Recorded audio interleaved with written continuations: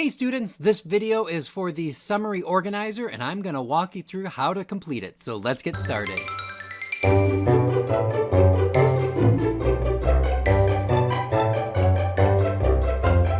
As we get started, I do like to remind you as always that if this is a little small, you can always go up to your zoom option and select fit or any other size that best fits your needs as you're working on this. So this is the summary organizer, because a good summary is to the point and only hits the most important aspects of the item you are summarizing. So the goal of this organizer is to pull out those important details and leave behind just those that are interesting that we don't need in a summary. So our task is to write a summary of the text we read today, making sure to include as many of the important details as you can. So when we get down to directions here, the reason it says as many as you can is because we don't always have all the details. So in our directions, it states, first, use the graph to pull out the important information from the text you read. You might not always be able to fill in every box, and that is okay, as long as it is, I can do this, as long as it is not in the story. Then write your summary based on that information. If you are stuck, try using the template at the bottom of the page. So I'm going to use an excerpt from this book, The Greatest Stories Never Told by Rick Beyer, to summarize. You may have done this one in class. It is called The Actor and the Sun. So when I look through my text for the important people, I have them here. Here's my year. So I'm going to go through my text and annotate it and find those important details. I might take notes. It just depends on your style.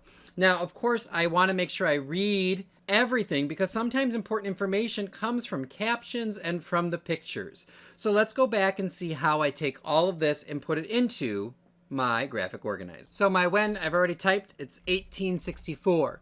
So that's all I need because it was just a year. I don't have a date or a month. So when it comes to the who, there were only two important people, even though four were mentioned, but I'm going to mention them in the who because I have Robert Todd Lincoln, who was Abraham Lincoln's son, and I have Edwin Booth, who was John Wilkes Booth's brother. So when I think about what happened, I want to try to summarize what happened in one or two sentences. So basically, Robert Todd Lincoln fell onto the train tracks and was quickly pulled off them by Edwin Booth. So how did it all go down?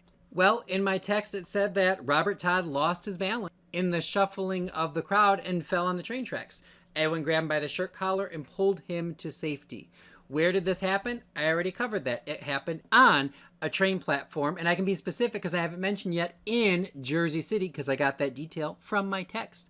So why is this important? So in here I'm going to type, this is a weird happening because a few months later, Edwin's brother, John Wilkes Booth, shot Robert's father, Abraham Lincoln. Now, there were a lot of other interesting facts, how they were both actors, not Robert Todd Lincoln, Edwin Booth and John Wilkes Booth. There were some interesting details or some cool pictures, but none of that is as important to a summary. So here I have now my important information.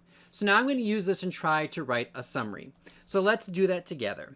So I have my when. So in 1864, on a crowded train platform in Jersey City, Robert Todd Lincoln, the president's son, fell onto the train tracks. Edwin Booth, an actor, quickly scooped him up, saving his life. So looking back at this, I've hit my who, I've hit my what happened.